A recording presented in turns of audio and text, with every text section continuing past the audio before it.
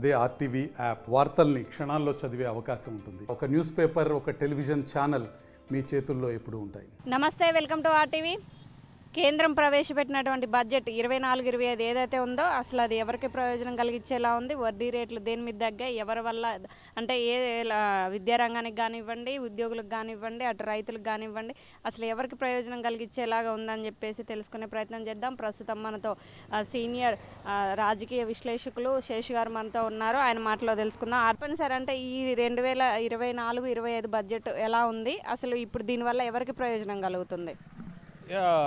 లోక్సభ ఎన్నికలకు ముందు ప్రవేశపెట్టినటువంటి ఒక ఇంటర్మ్ బడ్జెటే ఇది. పూర్తి స్థాయి బడ్జెట్ కాదు, తాత్కాలిక బడ్జెట్, ఓట్ ఆన్ అకౌంట్ బడ్జెట్గానే చూడాలి. ఎప్పుడైనా సంప్రదాయాన్ని అనుసరించి ఓట్ ఆన్ అకౌంట్ బడ్జెట్లో ప్రధానమైనటువంటి నిర్ణయాలు, పూర్తి స్థాయి నిర్ణయాలు ఉండవు. ఇది కేవలం ప్రభుత్వం యొక్క అడ్జస్ట్మెంట్ కోసం, తన ఆర్థికపరమైనటువంటి అవసరాల కోసం మాత్రమే పెట్టేటటువంటి బడ్జెట్. కాబట్టి అమృత్ కాల్లో పెట్టినటువంటి రెండో బడ్జెట్ ఇది. గత బడ్జెట్కి కొనసాగింపుగానే మనం చూడాలి. 2023-24 ఆర్థిక సంవత్సరానికి పెట్టినటువంటి బడ్జెట్కి కొనసాగింపుగానే చూడాలి. ఇప్పుడు 47 లక్షల కోట్ల రూపాయలతోటి, అంటే 2 లక్షల కోట్ల రూపాయల అదనంగా ప్రవేశపెట్టినటువంటి ఇది బడ్జెట్. కాబట్టి కేటాయింపులు అనేది అప్పుడున్నటువంటి బడ్జెట్లో కొంత కేటాయింపులు పెంచుకుంటూ వస్తారు తప్ప ప్రధానమైనటువంటి నిర్ణయాలు, కొత్త నిర్ణయాలు ఈ బడ్జెట్లో పెద్దగా ఏం తీసుకోలేదు. ఎందుకంటే ఇది ఒక ఇంటర్మ్ బడ్జెట్, తాత్కాలికమైన budget, vote on account budget. కాబట్టి మనం కూడా ఆ విధమైనటువంటి నిర్ణయాలు ఉంటాయని ఎక్స్పెక్ట్ చేయలేము. ఆ విధంగానే గత బడ్జెట్ కొనసాగింపుగానే ఉంది. అంటే మొత్తం బడ్జెట్లో మనకి నిర్మలా సీతారామన్ గారు చేసినటువంటి ప్రసంగంలో మనకి కనపడినటువంటి విషయం ఏంటంటే, ఈ 10 సంవత్సరాల్లో మోడీ ప్రభుత్వం చేపట్టినటువంటి కార్యక్రమాలు, ఏం కార్యక్రమాలు చేశాము, ఏమి విజయాలు సాధించాము, మా ప్రయారిటీస్ ఏంటి, మేము ఏ అంశాలకు ప్రాధాన్యత ఇస్తామనేటటువంటి అంశాలనే స్పష్టంగా చెప్పారు. వాళ్ళు ఎప్పటి నుంచో చెప్తున్నారు ఏంటి అంటే, ఆత్మనిర్భర్ భారత్కి మేము ప్రాధాన్యత ఇస్తాము, సబ్కా సాత్, సబ్కా వికాస్, సబ్కా విశ్వాస్, సబ్కా ప్రయాస్కి ప్రాధాన్యత ఇస్తాము. అదేవిధంగా 2047 నాటికి భారతదేశం వికసిత భారత్గా ఉండాలి, డెవలప్డ్ కంట్రీగా కావాలి, ఆ లక్ష్యంతో మేము పనిచేస్తున్నాము. $5 ట్రిలియన్ ఎకానమీ ఎదిగేటట్లుగా మా నిర్ణయాలు ఉంటున్నాయి అనేటటువంటి విషయానికి చేస్తూ బడ్జెట్లలో కేటాయింపులు ఆ విధంగా చేస్తున్నామని చెప్పినటువంటి సందర్భాన్ని మనం చూసాం. అయితే గత కొంతకాలంగా నరేంద్ర మోడీ తరచూ ఒక మాట చెప్తున్నారు. ఏంటి అని అంటే, ఈ దేశంలో 4 కులాలు ఉన్నాయని చెప్తున్నారు. ఒకటి రైతులు ఉన్నారని చెప్తున్నారు, రెండోది మహిళలు, మూడోది యువత, నాలుగోది పేదలు ఉన్నారని చెప్తున్నారు. ఇవాళ బడ్జెట్లో కూడా జై జవాన్ జై కిసాన్ అంటూ నినాదాలతోనే ఎక్కువగా బడ్జెట్ అనేది మారుమోగిపోయింది కదా ప్రాంగణం ఇవాళ. అదే ఈ 4 అంశాలకు సంబంధించినటువంటి కేటాయింపులు, ఈ 4 అంశాలపైన ఏం చేస్తామనేదే నిర్మలా సీతారామన్ బడ్జెట్లో ప్రయారిటీస్గా మనకు చూపెట్టారు. దాంట్లో భాగంగానే రైతుల గురించి చెప్తున్నప్పుడు, దేశంలో వైడ్గా అమలవుతున్నటువంటి పథకం ప్రధానమంత్రి కిసాన్ సమ్మాన్ యోజన నడుస్తుంది. దానికి సంబంధించి 11,80,00,000 మంది రైతులకు ఆ పథకం ద్వారా లబ్ధి జరుగుతుంది. మేము ఆ పథకాన్ని కొనసాగిస్తున్నామని చెప్తున్నారు. కానీ వాస్తవంగా ఈ బడ్జెట్లో ఏమనుకున్నామంటే, సంవత్సరానికి ఆ పథకం ద్వారా 6,000 రూపాయలు ఇస్తున్నారు రైతులకు. బట్ దాన్ని 9,000కి పెంచుతారని అనుకున్నారు. కానీ ఆ విధమైనటువంటి ప్రయారిటీ నిర్ణయం జరగలేదనేటటువంటి విషయాన్ని మనం చూడాలి. తర్వాత మేము మద్దతు ధరలను పెంచామనేటటువంటి విషయం చెప్పారు. 4 కోట్ల మంది రైతులకు మేము పంటల బీమా వర్తింపజేస్తున్నామని చెప్పారు. అదొక ప్రయారిటీ అంశంగా చూపెట్టారు. రెండవది మహిళలని ప్రయారిటీస్ అంశంగా చూపెడుతూ ఏం చెప్పారు, 30 కోట్ల మంది మహిళలకు జన్ధన్ ఖాతాదారు ముద్రా యోజన లోన్స్ ఇచ్చామనేటటువంటి అంశం చెప్తూ, కొత్తగా బడ్జెట్లో ఈసారి మహిళల కోసం ఏం చేశారంటే, ప్రధానమంత్రి ఆవాస్ యోజన పథకం కింద, ఆ పథకం ద్వారా 70,000 గృహాలను మహిళలకి కట్టించిస్తామనేటటువంటి ఒక కొత్త హామీని దాంట్లో ఇవ్వడం జరిగింది. ఇక మూడో వర్గంగా యువత. ఈ మొత్తం బడ్జెట్లో కొత్త అంశం ఏదైనా ఉందంటే యువతకు సంబంధించిన అంశమే ఉంది. ఏంటి అంటే, యువత కోసము 1,00,000 కోట్ల రూపాయల కార్పస్ ఫండ్ పెడుతున్నామనేది ఈ బడ్జెట్లో కొత్తగా వచ్చినటువంటి అంశం. దాంతోపాటు 1,40,00,000 మంది యువతకి స్కిల్ ఇండియా మిషన్ అనేటటువంటి దాని ద్వారా స్కిల్ డెవలప్మెంట్, స్కిల్ ట్రైనింగ్స్ ఇస్తామనేటటువంటి ఒక అంశాన్ని యువతకు సంబంధించి చెప్పారు. ఇక 4వ కులంగా, 4వ వర్గంగా వాళ్ళు చెప్పింది ఏంటంటే పేదలు, the poor in the country. వాళ్ళ చెప్తుంది ఏంటంటే, నీతి ఆయోగ్ ఒక రిపోర్టు విడుదల చేసింది. ఆ నీతి ఆయోగ్ విడుదల చేసిన రిపోర్ట్ ఏంటంటే, దేశంలో 25 కోట్ల మంది పేదరికం నుంచి బయటపడ్డారని చెప్తూ నిర్మలా సీతారామన్ గారు బడ్జెట్లో చెప్పిన ఒక మాట పేదలకు సంబంధించింది ఏంటంటే, 2047 నాటికి దేశంలో పేదరికం లేకుండా చేస్తామనేటటువంటి ఒక హామీని ఇస్తూ, పేదల కోసం ఇప్పటికే మేము ప్రధానమంత్రి గరీబ్ కళ్యాణ్ అన్నా యోజన పథకం కింద పబ్లిక్ డిస్ట్రిబ్యూషన్ సిస్టమ్ ద్వారా పేదలందరికీ కూడా ఉచితంగా 5 కిలోల రైస్ 80 కోట్ల మందికి బెనిఫిట్ అయ్యే విధంగా ఇస్తున్నాము. ఆ పథకాన్ని మేము కొనసాగిస్తున్నాము, అంటే కొనసాగిస్తున్నాం అనేటటువంటి విషయాన్ని చెప్తూ, పేదల కోసము ప్రధానమంత్రి ఆవాస్ యోజన పథకం కింద రాబోయే రోజుల్లో ఇంకొక 2 కోట్ల, ఇప్పటికే 4 కోట్ల గృహాలు కట్టించాము, ఇంకొక 2 కోట్ల గృహాలని కట్టించబోతున్నాం అనేటటువంటి ఒక హామీని బడ్జెట్లో ఇవ్వడం జరిగింది. ఈ 4 అంశాల మీద, అంటే అటు రైతులు, యువత, మహిళలు, పూర్ పైన ప్రధానమంత్రి లక్ష్యాల మేరకే, ప్రధానమంత్రి చెప్తున్నటువంటి దాని మేరకే బడ్జెట్లో ప్రాధాన్యత ఇచ్చి బడ్జెట్ నిధులు కేటాయించినటువంటి సందర్భాన్ని మనం చూసాం.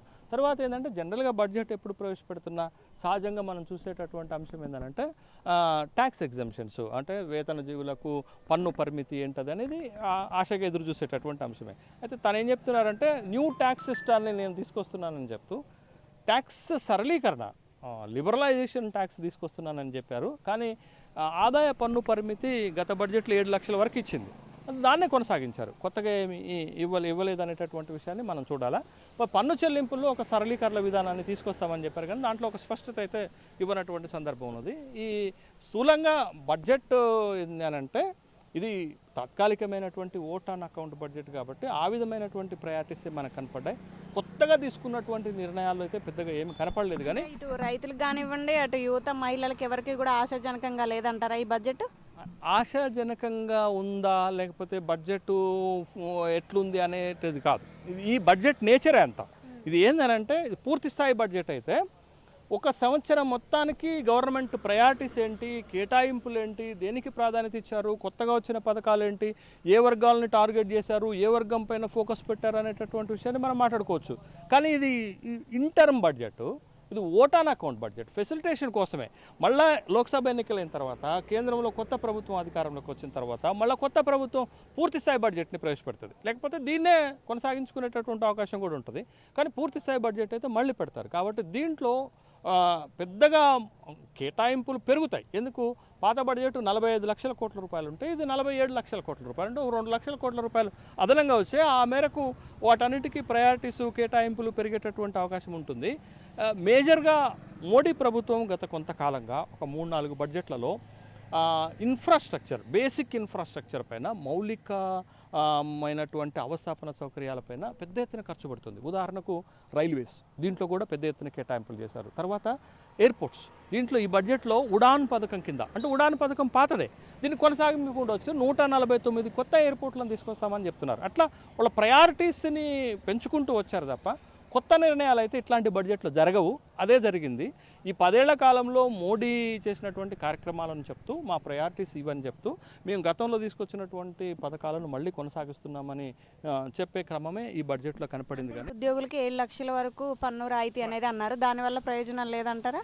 ప్రైవేట్ ఉద్యోగులని కాదు, వేతన జీవులు, అంటే శాలరీడ్ పీపుల్ ఏవైతే ఉంటాయో, శాలరీస్ పైన ఉండేటటువంటి ప్రజలు ఎవరైతే ఉంటారో వార్షిక ఆదాయము 7 లక్షల రూపాయల వరకు పన్ను లేదు.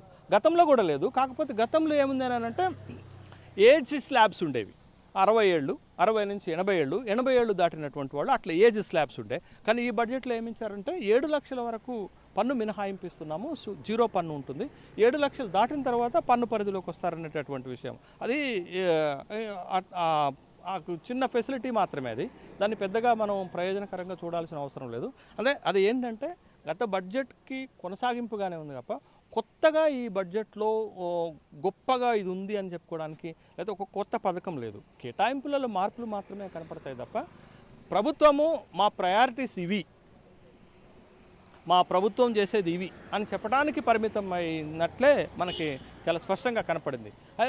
ఈ బడ్జెట్లో కొత్తగా ఉన్న అంశాలు 2 ముఖ్యమైనటువంటి అంశాలు, అది పేదలకు పనికొచ్చేటటువంటి అంశాలు.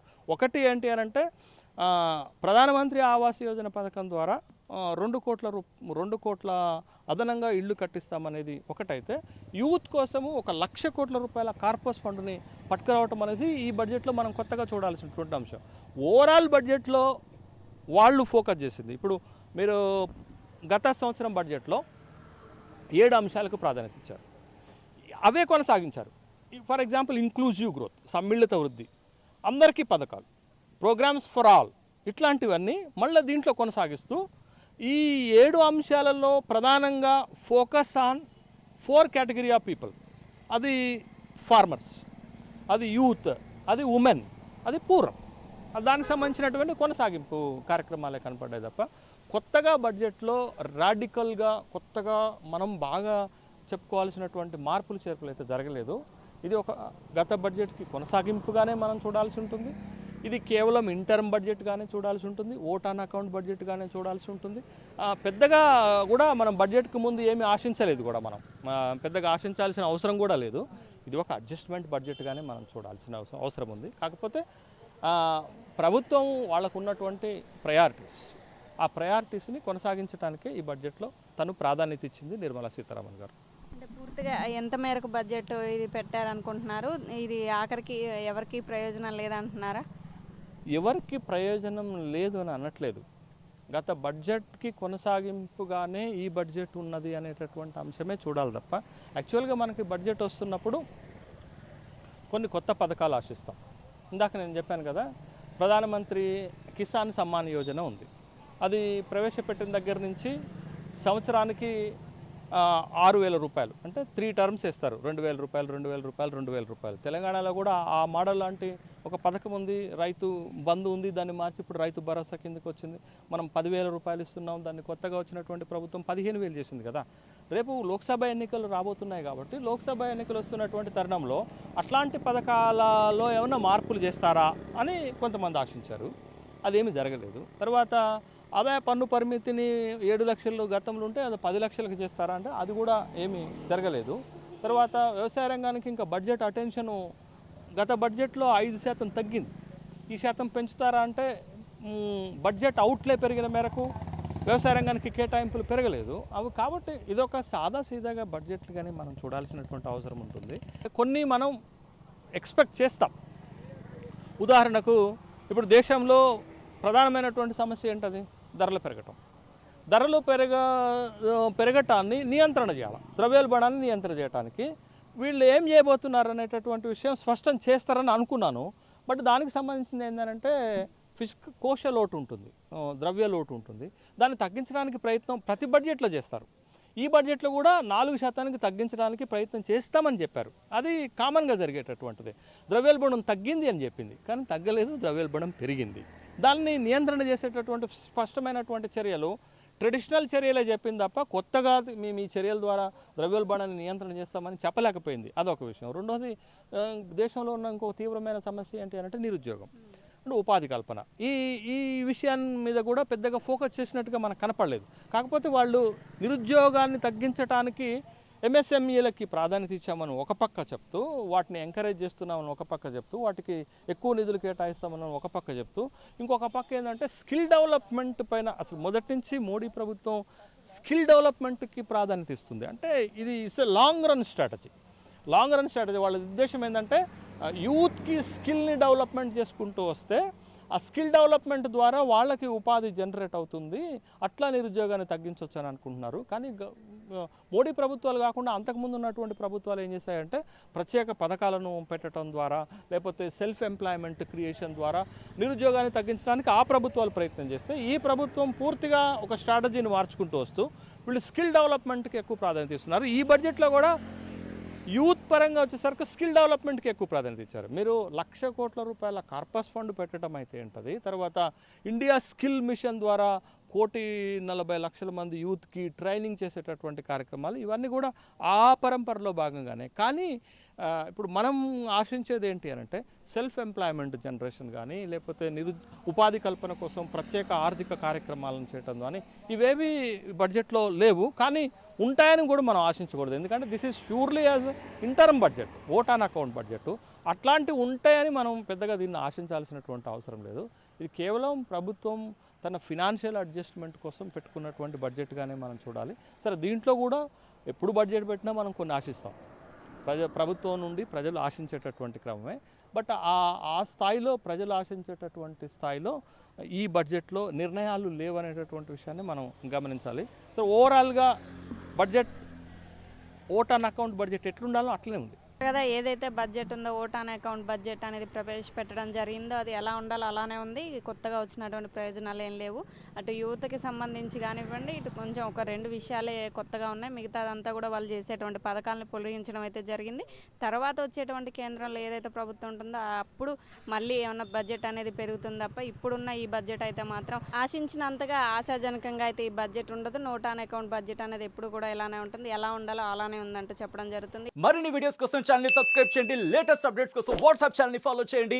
అండ్ లింక్ డిస్క్రిప్షన్ లో ఉంది.